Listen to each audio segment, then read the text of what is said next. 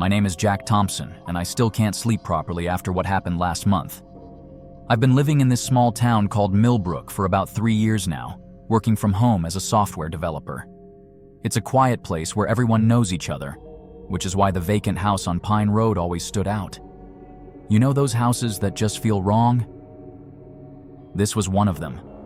A 2-story Victorian home with peeling white paint and shutters that hung crooked.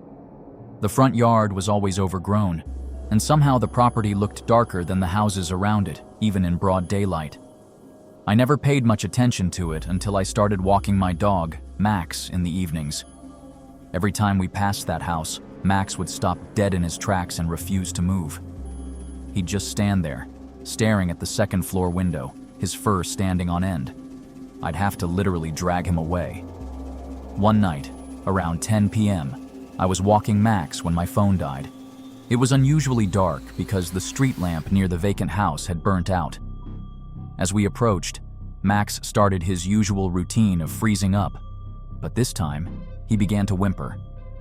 That's when I heard it, the distinct sound of footsteps on wooden floors coming from inside the house.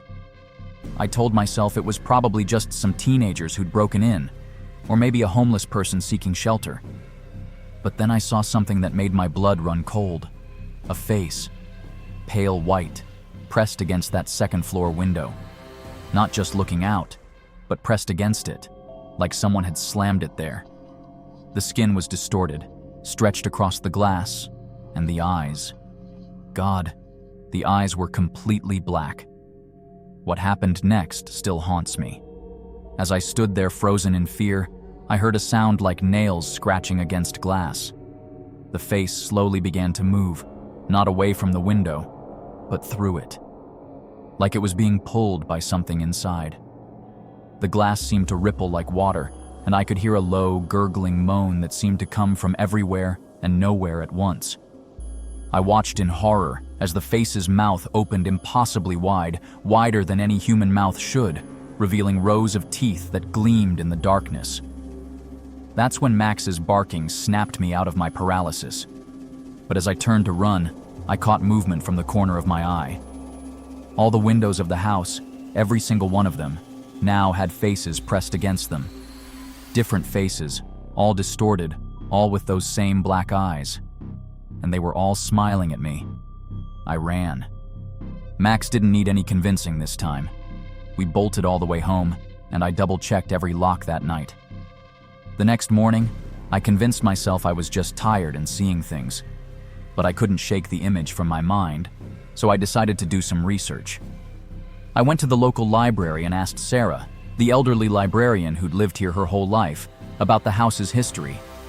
What she told me made me wish I'd never asked.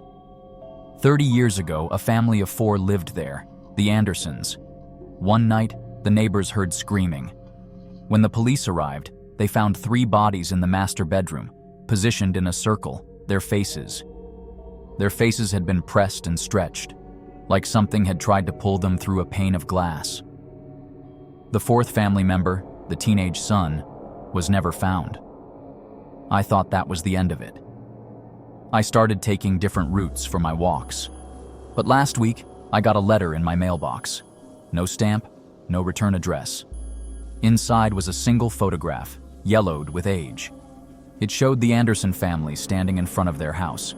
They looked happy, normal. But what made me drop the photo in horror was the window behind them. Because pressed against that second-floor window was a face. The same twisted, stretched face I'd seen that night. I'm moving next week. I've already found a new place in another town. But here's the thing that really keeps me up at night. I showed the photo to Sarah at the library, and she went pale. She told me the original police photos from the crime scene showed the exact same thing, a face in that window. But when they developed copies of the photos the next day, the face was gone. I drove past the house yesterday. There's a sold sign in the front yard now. I wanted to warn the new owners, tell them what I saw. But who would believe me? All I can do is pray they never look up at that second-floor window after dark. Sometimes, late at night, I still see that face when I close my eyes. And I swear, just for a split second, it smiles at me.